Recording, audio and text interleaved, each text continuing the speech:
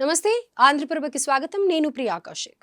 నేపాల్లో బాలెన్ షా అధికారంలోకి వచ్చిన నెలలోపే ప్రభుత్వ వ్యతిరేకత కనిపిస్తోంది. జెన్జీ అంటూ అధికారంలోకి వచ్చి ప్రజలను ముప్పతిప్పలు పెడుతున్నాడు. ఇప్పటికే అక్కడ హోంమంత్రి రాజీనామా చేయగా ప్రజలు కూడా ఉక్కిరిబిక్కిరి అవుతున్నారు. ప్రశాంతంగా నడపాల్సిన ప్రభుత్వాన్ని కాస్త ముప్పతిప్పలు పెడుతున్నాడు అక్కడి ప్రధాని. మరి చిన్న దేశంలో అంతటి పరిస్థితులు ఎందుకు వచ్చాయి? అది కూడా ప్రజలు ఎన్నుకున్న ప్రభుత్వమే కొలువుదీరినా ఇలాంటి ఇబ్బందులు ఎందుకు కలుగుతున్నాయి అనే విషయాలను ఇప్పుడు తెలుసుకుందాం.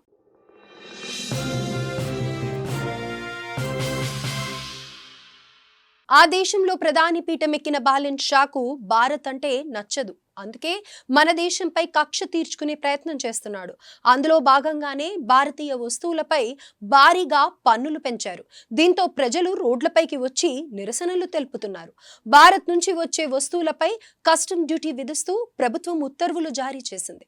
100 రూపాయలు దాటిన ప్రతి వస్తువుపై 5% నుండి ఏకంగా 80% వరకు ట్యాక్స్ పెంచడంతో సామాన్యుడి నడ్డి విరిగినట్లయింది. దీంతో నిత్యావసర ధరలు ఆకాశాన్ని తాకుతున్నాయి. జనం ఆగ్రహం వ్యక్తం చేస్తున్నారు. సంస్కరణల పేరిట ప్రభుత్వ జేబులు గుల్ల చేస్తోందని పలుచోట్ల నిరసనలు ఉధృతమయ్యాయి. భారత్ నుంచి నేపాల్కు వెళ్లే సరిహద్దుల్లో ఆర్మీ ప్రతి ఒక్క లగేజీని చెక్ చేస్తోంది.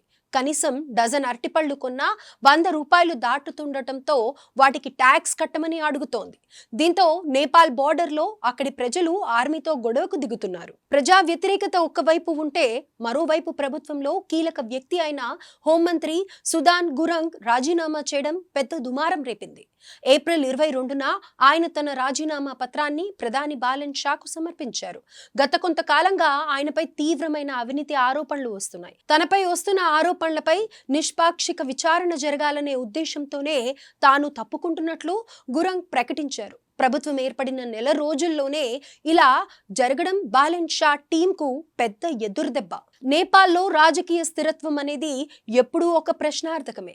జెన్జీ మద్దతుతో అధికారంలోకి వచ్చిన బాలెన్ షా ప్రభుత్వం ప్రజల అంచనాలను అందుకోవడంలో తడబడుతోందనే విమర్శలు వస్తున్నాయి. ముఖ్యంగా భారత్తో ఉన్న వాణిజ్య సంబంధాల విషయంలో తీసుకున్న నిర్ణయాలు బెడిసికొట్టాయి. ఇక ఇప్పుడు హోంమంత్రి లేకపోవడం, ఆందోళనకారులను అదుపు చేయడం ప్రభుత్వానికి కత్తి మీద సాములా మారింది.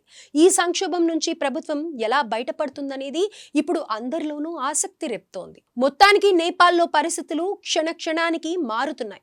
ఒకవైపు ఆర్థిక ఇబ్బందులు, మరోవైపు రాజకీయ కుమ్ములాటలతో ఆ దేశం అట్టుడుకుతోంది. బాలెన్ షా ప్రభుత్వం ఈ నిరసనలను చల్లార్చి ప్రజల నమ్మకాన్ని మళ్లీ ఎలా సంపాదిస్తుందో చూడాలి. ఇక హోంమంత్రి స్థానంలో ఎవరిని నియమిస్తారు, పన్నుల నిర్ణయాన్ని వెనక్కి తీసుకుంటారా లేదా అనే విషయాలపైన ఈ ప్రభుత్వం భవిష్యత్తు ఆధారపడి ఉంది. మొత్తానికైతే భారత్ను ఇరకాటంలో పెట్టాలనుకున్న బంగ్లాదేశ్, మాల్దీవ్లు, పాకిస్తాన్ వంటి పొరుగు దేశాల పరిస్థితి ఎలా ఉందో అందరికీ తెలుసు.